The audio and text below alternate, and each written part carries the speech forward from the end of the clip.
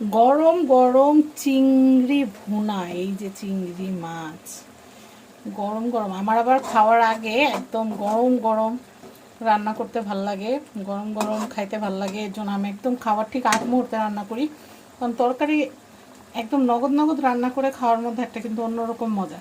কিন্তু রান্না করে রাখলে পরে যে গরম করলে ওই মজাটা লাগে না, একদম তাজা রান্নার যে একটা স্বাদ। তো আমি এই জন্য কী করি, ঠিক মানহারবু প্রায় বলে যে তুমি একটু আগে রান্না করে রাখলে পারো, কিন্তু আমার কথা হচ্ছে যে আমি ঠিক খাওয়ার আগ দিয়ে রান্না করব গরম গরম। আমার কাছে বাসি তরকারি খেতে ভালো লাগে না। আর ফ্রিজে একটা জিনিস রাখলে, ফ্রিজে একটা তরকারি বা কিছু রাখলে ওই খাওয়া আর আমার পরে আর খাইতে মন চায় না। তো আপনাদের কি ফ্রিজে খাওয়া ভালো লাগে? আমার তো ফ্রিজে খাওয়া একদমই ভালো লাগে না। ফ্রিজে ভালো লাগে ঠান্ডা পানি, আমার তো শীত, ঠান্ডা পানি খেলে বাসায় খবর আছে, ফ্রিজে তালা মেরে দিবে মানা রাখবে।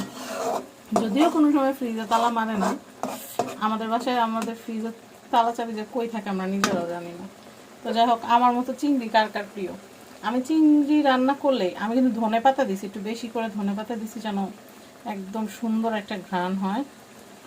তো আমার মতো কার কার চিংড়ি মাছ পছন্দ, আর চিংড়ি মাছ লাভার কে কে আছেন? খুব বড় বড় চিংড়ি, কি সুন্দর চিংড়ি মাছ দেখলেই ভালো লাগে আমার কাছে। তো যাই হোক, এখন হচ্ছে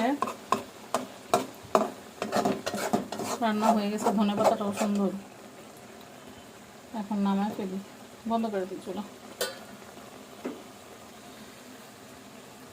ঘ্রাণ বাড়িয়েছে অনেক সুন্দর, একটু মরিচ দিচ্ছি বেশি করে যেন ঝাল ঝাল হয়, ঘ্রাণটা খুব সুন্দর হয়েছে। শুধু পেঁয়াজ রসুন দিয়ে একদম ভুনা করে একটু ঝোল রাখছি, একটু হালকা ঝোল রাখছি।